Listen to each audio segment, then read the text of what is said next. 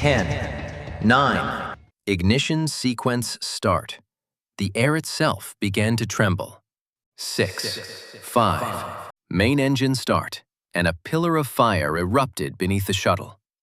3, 2, 1. The two solid rocket boosters thundered to life with a violence that was more felt than heard. A roar so deep it was felt in the chests of the spectators. Liftoff. The Space Shuttle Challenger rose, a brilliant spear of light climbing into the impossibly blue Florida sky. In classrooms across America, children cheered for their teacher, Krista McAuliffe, who was living every child's dream. For 73 seconds, it was a spectacle of perfect power. Roll program. Commander Dick Scobie's voice crackled, calm and professional. Roger, roll Challenger, Houston replied. Then, a ghost of dark gray smoke puffed from the side of a solid rocket booster. The illusion of control shattered. On the live broadcast, a massive, terrifying fireball bloomed where the shuttle had been, its twin boosters spiraling away wildly into the void. The sleek spacecraft was gone, violently torn apart. The sky, moments before a canvas of human triumph, was now scarred by a question mark of smoke, and a nation watched in silent, horrifying disbelief. The dream was over.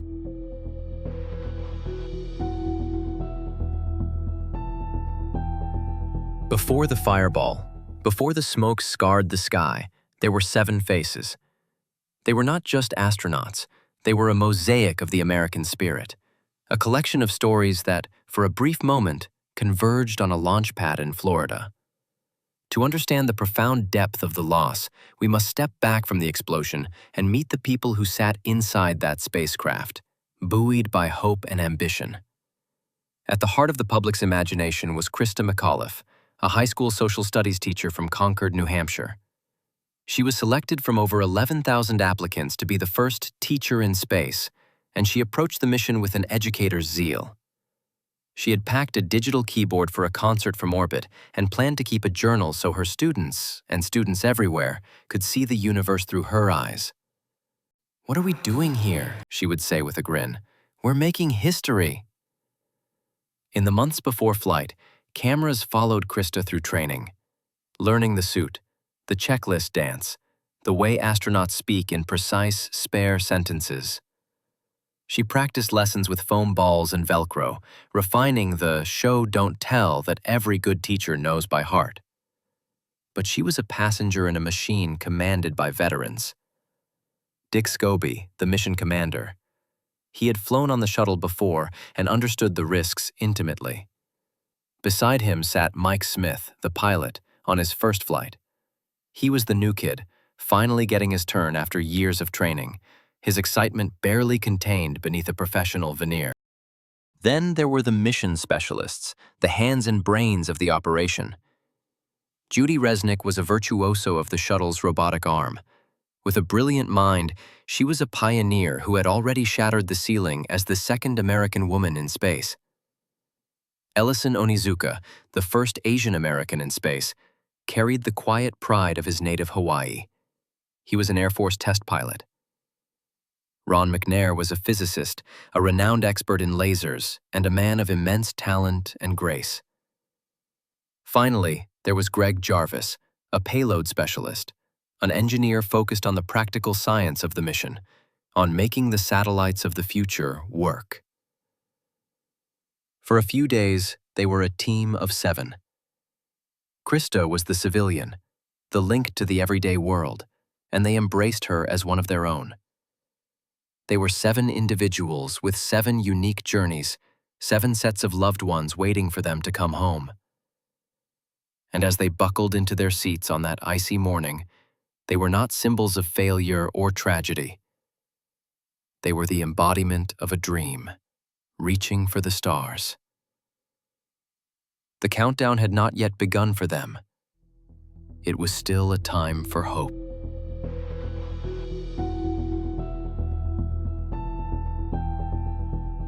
While the nation dreamed of a teacher in space and the crew prepared for their journey, another, more ominous story was unfolding on the ground.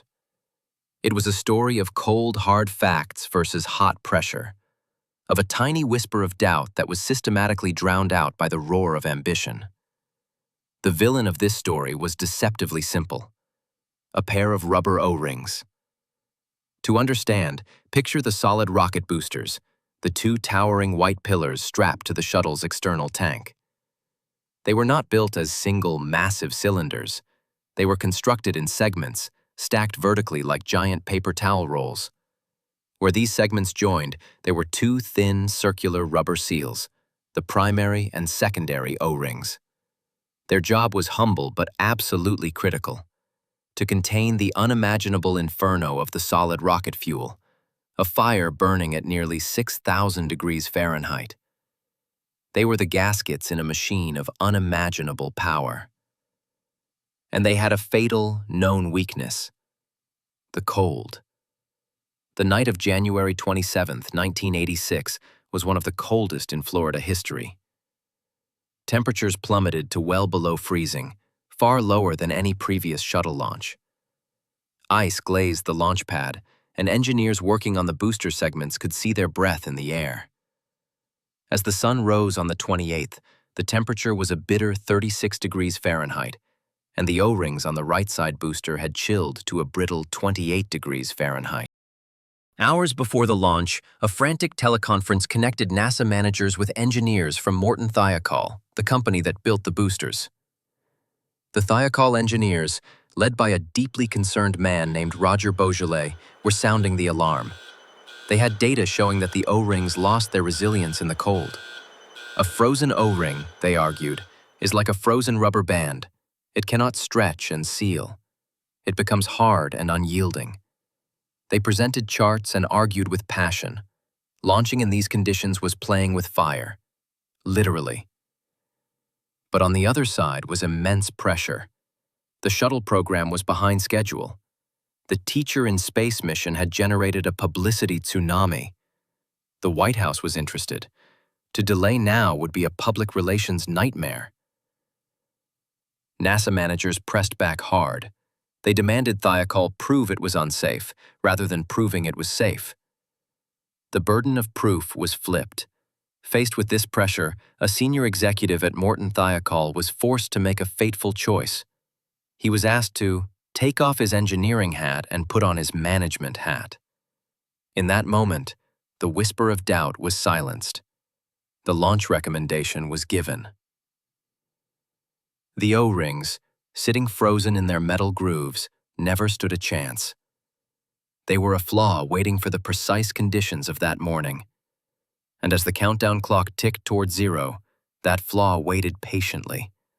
A tiny, brittle Achilles heel on a billion-dollar machine of dreams. The stage was set for a preventable tragedy.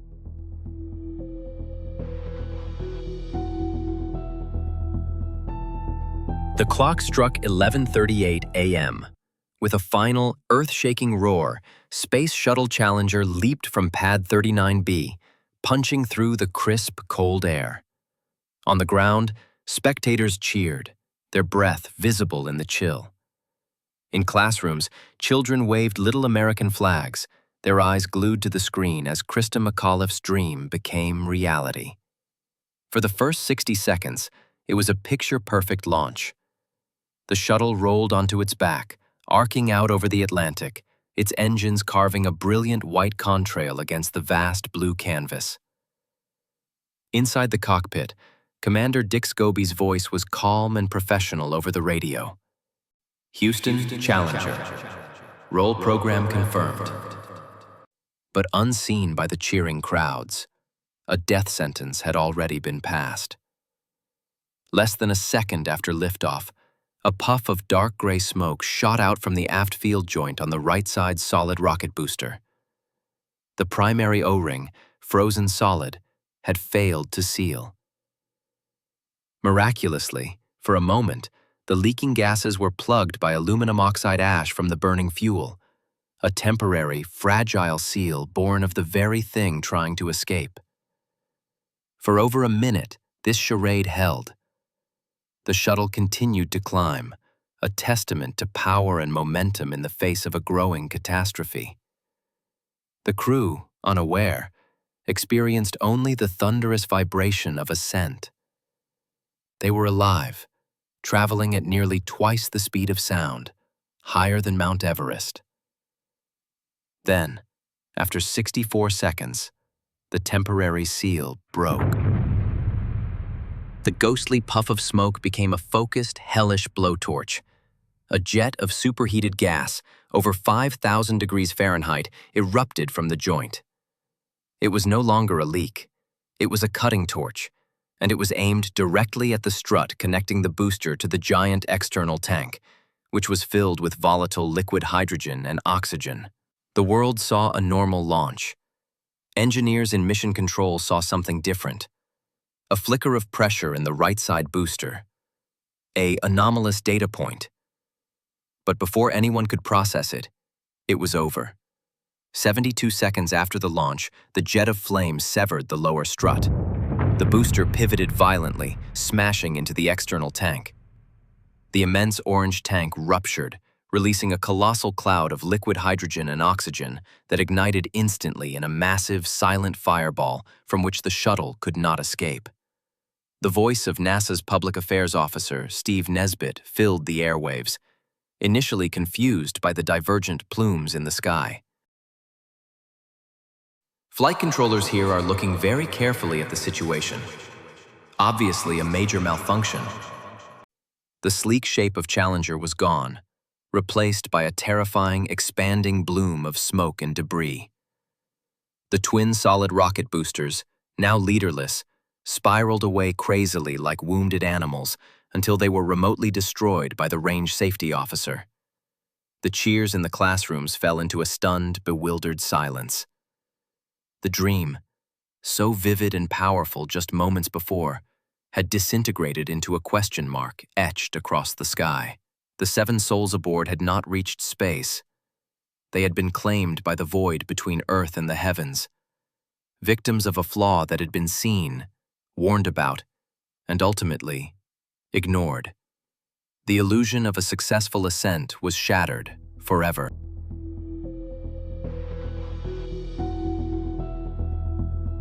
In the control rooms at NASA, the initial reaction was not one of tragedy, but of confusion. Data streams scrolled with gibberish. Telemetry from Challenger vanished into a profound and absolute silence. For a few agonizing heartbeats, the highly trained flight controllers clung to the hope of a mere communications blackout. That hope was shattered by the voice of Public Affairs Officer Steve Nesbitt, echoing through a stunned mission control and into millions of homes. Flight controllers here are looking very carefully at the situation. Obviously a major malfunction. The phrase major malfunction was a masterclass in understatement, a technical euphemism for the unthinkable. On the ground, families of the astronauts, who had been watching from a special viewing site, first smiled and waved at the beautiful ascent. Then their faces slowly contorted from pride to confusion, and finally to the dawning horror of irreversible loss. In schools across the country, the silence was deafening. Teachers, many with tears streaming down their faces, struggled to find words to explain to children what they had just witnessed. The lesson about space had become a lesson about mortality. The live broadcast, a symbol of open inspiration, had instead delivered a national trauma. President Ronald Reagan, who had been preparing to give his State of the Union address, instead addressed a grieving nation that evening.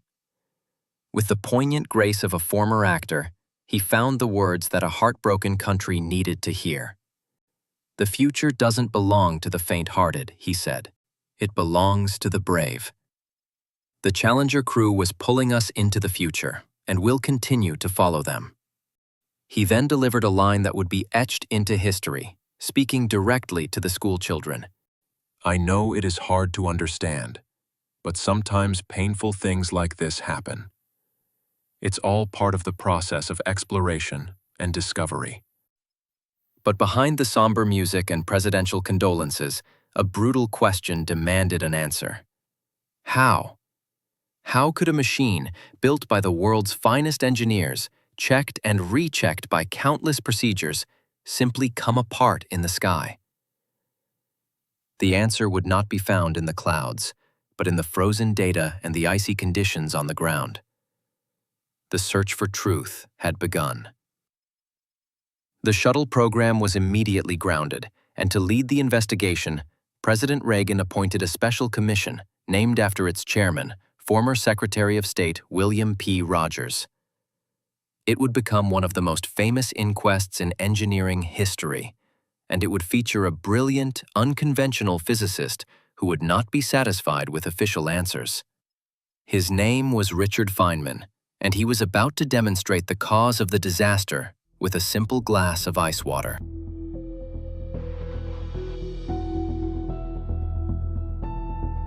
The Rogers Commission, tasked with uncovering the cause of the Challenger disaster, began its work amidst a fog of bureaucracy and complexity. Thousands of documents, hours of testimony, and countless technical specifications were presented. It was a labyrinth of data, and for a time, it seemed the simple, brutal truth might be lost in the maze. Then, a man with a Brooklyn accent and a Nobel Prize cut through the noise. His name was Richard Feynman, a theoretical physicist who possessed a genius for simplification and a profound distrust of authority. While other commissioners listened to managerial presentations, Feynman went directly to the engineers. He spoke their language, and they, in turn, trusted him with their unvarnished concerns. The official narrative from NASA management was one of calculated risk and unknown unknowns, a tragic failure that could not have been predicted. But Feynman kept circling back to the cold. He heard the whispers about the O-rings and the frantic warnings from the Morton Thiokol engineers. The climax of the investigation came during a public hearing. The room was filled with officials, reporters, and the heavy weight of a nation's grief. Feynman had asked for a simple glass of ice water and a sample of the O-ring material. He held up the clamp of O-ring. "This is the material," he explained in his direct conversational tone. "It's supposed to be flexible. It's supposed to seal the joint." He then placed the O-ring segment into the C-clamp, compressed it, and submerged it into the glass of ice water. The room watched in silence. He let it sit for a few moments, the chill of the water mimicking the freezing temperatures on the launch pad. Then, he pulled it out, released the clamp, and held it up for the cameras. The O-ring did not spring back to its original shape. It stayed deformed, sluggish, and unresponsive. "The conclusion is obvious," Feynman stated, his words simple and devastating. "There is a defect in the material. When it is cold, it doesn't return to its original shape for seconds, or minutes maybe, meaning it cannot function as a seal." In that one simple demonstration, with a prop worth less than $1, he had proven what volumes of reports had obfuscated.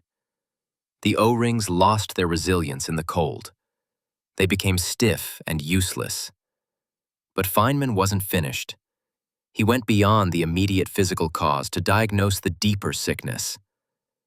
In a now famous appendix to the Commission's report, he wrote that NASA had developed a kind of Russian roulette mentality. When they launched previous missions with partially eroded O-rings and got away with it, they began to believe the risk was acceptable. They had fooled themselves into normalizing failure. The investigation's final verdict was damning. The Challenger accident was not an unforeseeable anomaly. It was a failure of communication and a failure of decision-making. The right people had the right information, but the system was designed to not listen to them.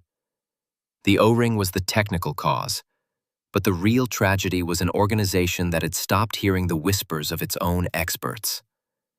The explosion, it turned out, was merely the final public symptom of a disease that had been spreading in the shadows for years.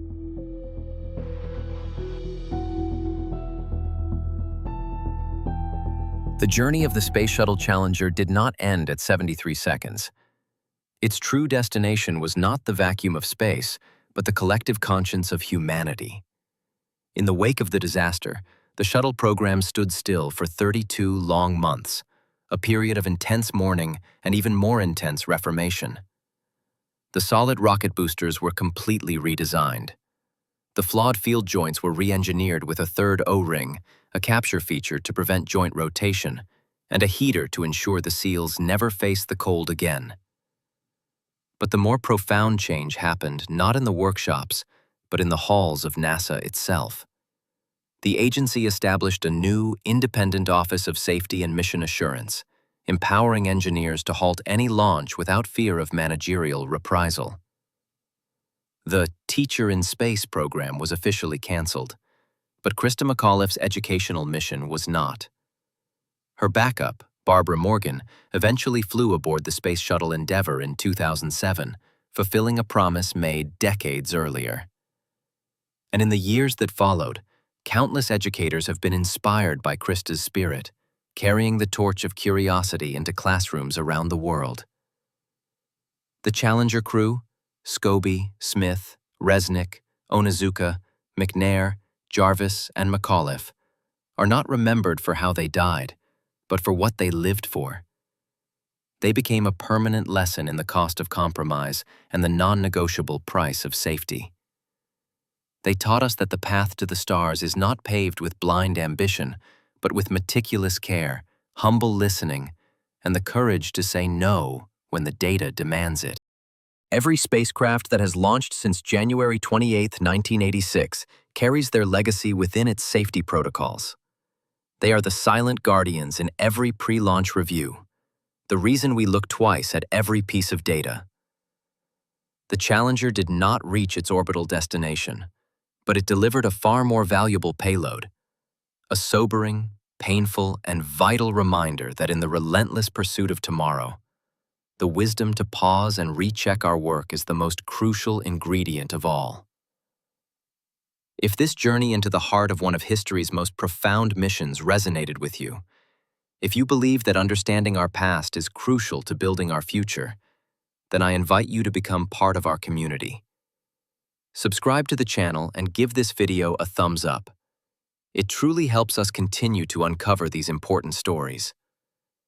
The universe is full of stories, of triumph, tragedy, and the incredible human spirit that pushes us to explore. I want to hear from you. What story should we tell next? The silent, desperate struggle of Apollo 13? The daring Hubble repair mission that gave us new eyes on the cosmos? The haunting mystery of the Soviet cosmonauts? Or the modern-day race to Mars? Leave a comment below and tell me what mystery, mission, or failure you want us to explore together. Let's continue to learn, remember, and reach for the stars wisely. Thank you for watching.